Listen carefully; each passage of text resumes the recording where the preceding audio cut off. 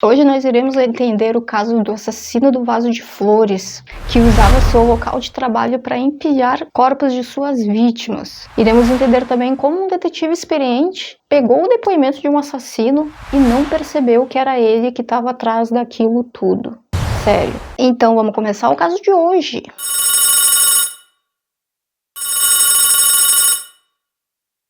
Charles ligou para Josh e disse: 3 homens desapareceram do Village e o modus operandi são os mesmos dos 3 primeiros desaparecidos. Uma nova força-tarefa foi criada, só que dessa vez aos comandos do detetive Dave Dixon. Os desaparecidos: Celine Essen e Andrew Kingsman. Dave começou analisando os arquivos e viu que eles eram homens de meia idade, homossexuais e moradores do Village. Dave queria começar as investigações por Celine, só que ele não possuía endereço fixo, então eles começaram as investigações por Andrew, que ao contrário tinha endereço fixo, né? Foram até o local de onde ele tinha sido visto pela última vez, que foi em seu apartamento.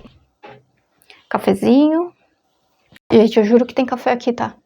Ele tá na rapa do arroz, porque inclusive essa caneca está à venda na minha loja, que nós estamos começando, já que eu não ganho nada no YouTube. Uma vez dentro do apartamento de Andrew, eles começaram a procurar indícios, sei lá, da onde ele poderia estar, né? Se ele estava se preparando para ir viajar, alguma outra coisa assim. E viram que nada estava fora do lugar, a despensa estava cheia, mas a única coisa que tinha de interessante lá dentro era um calendário, que nesse calendário tinha uma data marcada, um nome e um horário. Para eles já era o suficiente para começar as investigações. Essa data estava marcada no dia 26 de junho, que foi no mesmo dia que Andrew desapareceu. A hora era 15 horas da tarde e o nome era Bruce. Então Charles da TI foi checar as câmeras de segurança que tinha na rua de Andrew. Ele colocou alguns minutinhos antes das 15 horas, nesse dia 26 de junho, o dia que ele desapareceu. E nada aconteceu, tá? Então, a única coisa que ele conseguiu ver, assim, era um carro vermelho que estava estacionado no outro lado da rua, assim. Ele ficou avançando as horas ali, até que chegou às 17 horas. Nessa hora, alguém sai do apartamento de Andrew e entra nesse carro vermelho. Não se sabia se era o próprio Andrew, ou se era o Bruce, ou se era uma outra pessoa, porque eles não conseguiam ver o rosto da pessoa. Beleza, eles tinham um carro, tinham um nome. O Charles pegou, imprimiu essa foto desse carro e foi até uma concessionária saber que carro é esse, se tinha um modelo, alguma coisa. E, para surpresa dele, ele perguntou pro gerente e o gerente não só sabia o ano, mas também sabia o modelo e a marca. Olha aí, era um Dodge Caravan 2004. Certo, próximo passo, saber de quem era o dono desse Dodge, né? Dave foi procurar ali no sistema dele todos os donos de Dodge Caravan 2004 que tinha. Apareceu para ele que mais de 6.000 resultados. Então ele tinha que dar um jeito de filtrar tudo isso. Só que eles tinham um nome, não vamos esquecer desse nome. Então ele incorporou mais isso na pesquisa dele, colocou lá Bruce. E de mais de 6.000 foram para 5. 4 desses 5 não tinham antecedentes criminais, até que chegamos em Bruce MacArthur, homem de 66 anos que recém havia recebido um indulto por uma condenação recebida em 2003, em que agrediu um homem com uma barra de ferro. Para quem não sabe, um indulto é um benefício concebido pela justiça, pelo presidente, que significa o perdão da pena, diminuição ou extinção da pena. Divorciado, tinha 2 filhos e alguns netos. O Bruce ele já tinha se envolvido num incidente lá em 2016, com um outro homem. Ele chegou aí na delegacia, prestou depoimento, mas não deu em nada. Tá, o Dave queria saber mais sobre esse cara, né? Porque era a única pista que eles tinham. Rotina, essas coisas, então ele colocou uma equipe para vigiá-lo 24 horas por dia. Assim que Dave volta pro escritório, ele conversa com a equipe ali, dizendo: bah, achei um tal de Bruce nas pesquisas aí, não sei o que. E ele, na hora, Josh Down, eu conheço esse cara. Eu entrevistei ele lá em 2010. E aí o Josh explica como aconteceu. Bruce disse que tinha conhecido o Skenda por um amigo em comum e que havia saído com Majid. O Josh disse que ele foi bem solícito, ele tinha até se oferecido para ajudar nas investigações, ou seja, agiu como se não fosse um suspeito, né? Então o Josh pegou e descartou esse cara. Ou seja, ele tinha tido contato com quase todos os desaparecidos lá em 2010. Para quem viu o primeiro vídeo vai entender, tá? Tem que ver a primeira parte, senão não vai entender nada. Então presta atenção, vai lá, olha, termina esse aqui, vai lá, olha, e depois volta para esse aqui, olha de novo. E assim mesmo o cara foi descartado, tá? Mas ok. Já que Bruce estava constantemente sendo vigiado, descobriram aí que ele era jardineiro, saía sempre nos mesmos horários, chegava sempre nos mesmos horários, era tudo muito bem organizado. Então decidiram o quê? Ver as câmeras de segurança que tinha dentro do prédio do Bruce, que tinha uma câmera bem na vaga de estacionamento dele, assim. Queriam ver se Andrew aparecia nessas filmagens, né? Então Charles logo de cara ele já botou no dia 26 de junho pra ver se via o Andrew em algum lugar. Só que pro azar dele, essas imagens já tinham sido excluídas para poder dar espaço para as novas gravações. A única coisa que o Charles poderia fazer é continuar vendo as gravações dos dias seguintes para ver se ele encontrava alguma informação. Mas não encontrou muita coisa ali nas próximas semanas, porque ele saía do mesmo horário, chegava no mesmo horário, era tudo certinho. Até que, presta atenção, hein? 7 de agosto, Bruce saiu com seu carro e não voltou naquele dia. Dia seguinte ele chega no estacionamento, mas uma coisa não estava certa. Algo de errado não estava certo. Bruce chega com um carro diferente. Ele tinha se livrado do Dodge. Agora ele estava com um novo carro, uma nova van. Eles eram obrigados a achar aquele carro.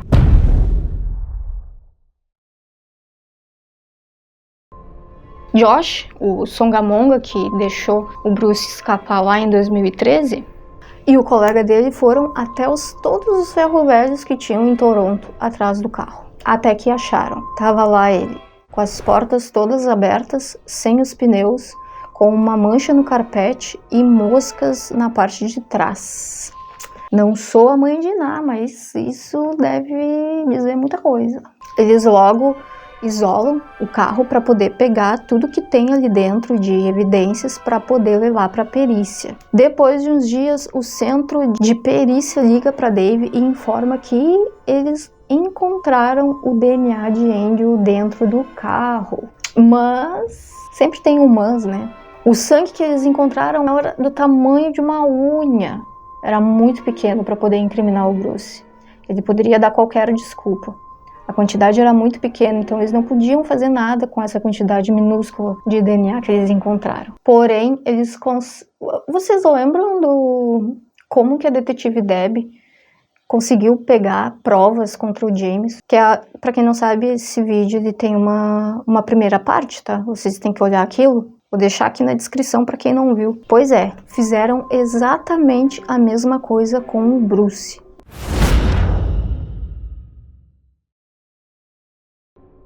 Eles conseguiram um mandado para entrar dentro do apartamento dele e clonar o computador dele para poder pegar provas, informações, algo que seja, né? Só que para isso desse certo, ele tinha que estar meio longe do endereço dele para dar tempo de pegar algumas informações, porque tipo, eles levam no mínimo 3 horas para poder pegar todas as informações de um computador. Só que sabe, o que não leva horas e sim meio segundo é vocês darem like. Não leva nem meio segundo, eu acho. É só clicar no botão, não leva... Sério. A mesma equipe que estava vigiando o Bruce foi lá e colocou um GPS embaixo do carro dele para poder monitorar aonde ele ia em tempo real. Assim que colocaram o GPS no carro, o Dave corre pro escritório e fica vendo para onde o Dave tá se deslocando. Só que nisso já tem uma equipe pronta para entrar no apartamento do Bruce, porque eles não tinham como saber o dia e a hora que o Bruce ia se distanciar. Então eles tinham que estar apostos a qualquer momento. E era aquele momento, porque ele percebeu que o Bruce estava se distanciando muito do endereço dele. Então ele pegou e sinalizou a equipe, ó, vamos entrar. Porque ele tá a uns 20 minutos de distância, então é tempo para nós ir embora, porque essa pode ser a única chance que a gente tenha. Bruce, a uns 20 minutos de distância, resolve parar no acostamento e aí ele ficou um tempo. Nisso a equipe já estava subindo no prédio, aquele prédio enorme, e o Bruce, ele morava no 19º andar, tá? Aí Dave ali, vendo numa tela o carro do Bruce, e na outra tela a equipe em ação ali, entrando no apartamento do Bruce. Por fim, eles conseguem entrar e logo que eles entram, eles já começam a tirar foto para poder, na hora que eles saíssem, deixassem no mesmo lugar que eles haviam encontrado, para não levantar suspeita. Enquanto um já ia clonar o computador, nisso, o colega do Josh entra no quarto do Bruce e lá ele vê a barra de ferro, luvas, cordas, fita adesiva. Ele fotografa tudo, pega o DNA de todas essas coisas. Só que nisso tudo levou o quê? Uma meia hora.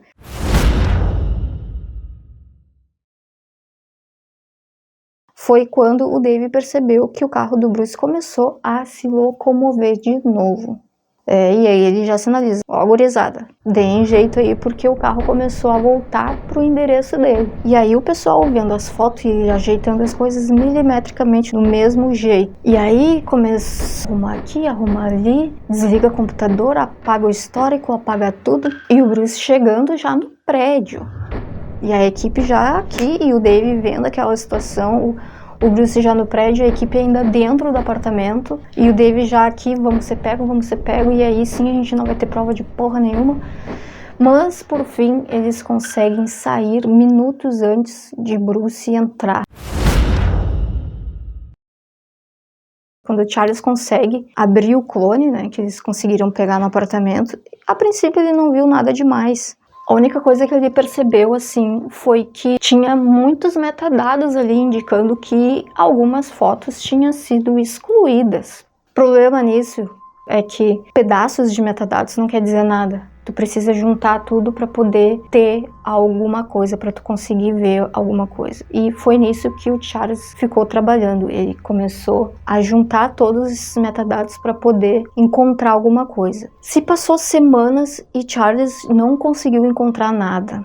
Até que ele pediu ajuda para um colega dele, o que eu não sei porque que ele já não fez isso desde o começo, né?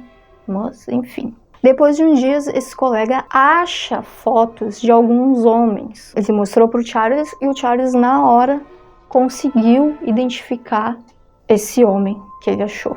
Era Selim Essen, que foi desaparecido meses antes de Andrew Kinsman. E assim, eles estavam já sem vida nas fotos. Eles estavam usando casaco de pele e a posição que eles estavam era nítido, dava para saber que eles já estavam sem vida. Conforme foram procurando, foram encontrando mais fotos de homens que eles nem sabiam que estavam desaparecidos. Tipo, bizarro. Sabe? Ninguém reportou o desaparecimento da maioria dos homens. O Buster Faizi era de origem afegã e havia chegado ao Canadá como imigrante. Ele morava com a esposa e os filhos e passava grande parte do tempo trabalhando em uma fábrica. Majid Kaihan morava perto da Church Street, próximo ao Village. Ele se mudou para lá depois de se divorciar da esposa. Kirushna Kanagaratan vivia se escondendo porque seu pedido de asilo depois de fugir do Sri Lanka havia sido rejeitado. Ele nunca foi dado como desaparecido porque seus amigos e familiares temiam que isso pudesse colocá-lo em apuros.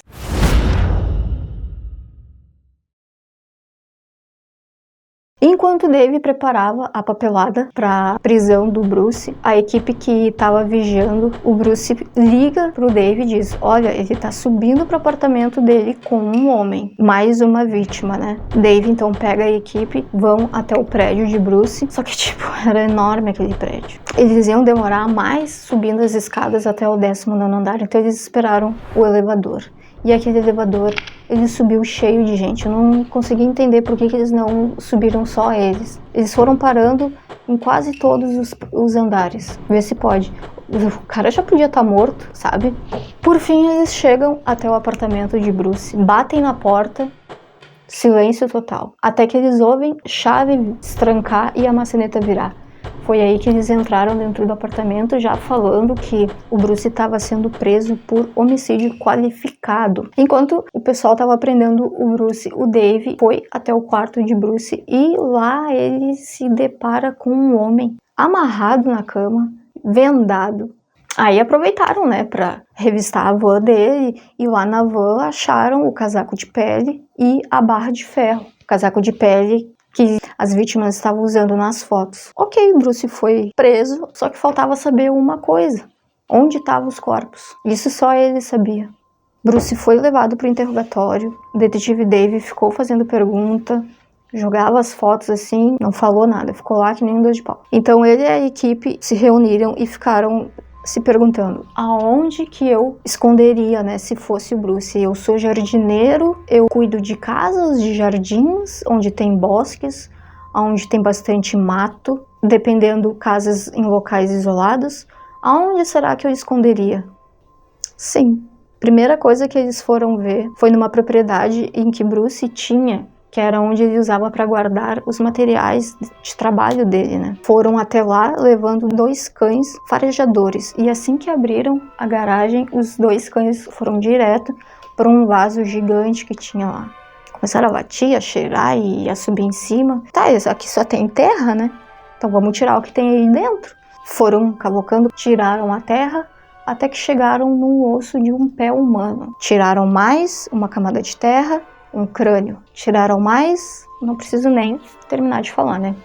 Lá nessa propriedade, o único que foi encontrado foi Angel Kingsman, até eles irem em outras propriedades que o Bruce cuidava e encontraram todas as vítimas que Bruce tinha tirado foto. Em 29 de janeiro de 2019, Bruce McArthur se tornou culpado a 8 homicídios qualificados. Foi condenado à prisão perpétua.